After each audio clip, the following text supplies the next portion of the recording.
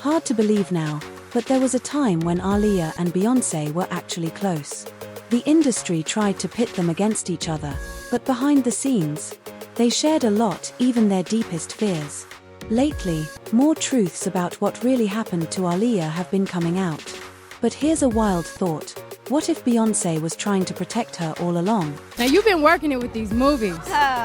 Were you nervous? Very nervous, but I'm real happy. It's something I've wanted for a long time, so to finally make that transition, it's great. You're doing another movie this summer, right? Hopefully things work out. Everything will be rolling. That's great. What are you looking forward to seeing? Tonight? Tonight, yes. I want to see D'Angelo perform. Girl, I'm with you because you know he's fine. He's fun. He's hot. So here's the word on the street. Rumor has it Beyoncé may have actually tried to protect Aaliyah. Yep, and this protection might be tied to some seriously dark stuff, including the same kind of cross-border trafficking allegations Diddy is facing today. Even names like Jay-Z have been mentioned in similar circles. So how does it all connect? Let's break it down. Before Beyoncé, Jay-Z allegedly had his eyes on Aaliyah. Dame Dash, who eventually dated her, confirmed that Jay-Z was definitely interested. In an interview with Page 6, Dame said, "He tried very hard. I didn't mean to fall in love with Aaliyah. We were both going hard. Everybody was trying to get to Aaliyah. It wasn't just Jay." Dash added he had no idea Jay was into Aaliyah until later, and others who were there at the time confirmed the same. One insider even recalled a party where Jay-Z was all over Aaliyah, hugging her, clearly vibing even though Dame was already dating her. It felt off. Then came Aaliyah's tragic and mysterious death in a plane crash. The official story? The aircraft was overloaded by hundreds of pounds, the pilot allegedly had a fake license and was under the influence, and the crash was ruled an accident. But here's where things get strange. According to the book Baby Girl, better known as Aaliyah by Kathy Yanderley, a young witness named Kingsley Russell, whose family helped transport Aaliyah's team that day, claimed she didn't want to board the plane when she saw it. She reportedly went back to the cab and expressed her concerns about the flight being too heavy. Then, someone from her crew gave her a sleeping pill.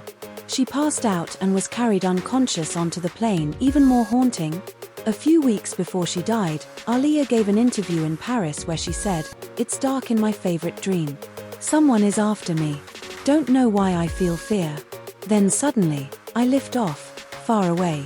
No one can reach me. No one can touch me. It's a wonderful feeling."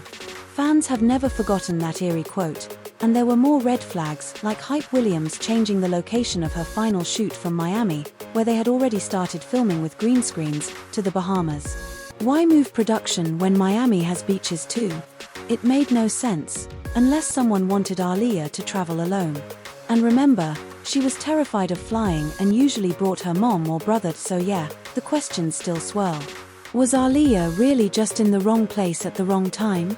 Or was something, or someone, behind it? When she actually saw the plane, she, we had the Blackberries, she said, "I don't like this plane." And I was like, "Well, don't get on it." And she was like, "Well, I got to because I got work to do."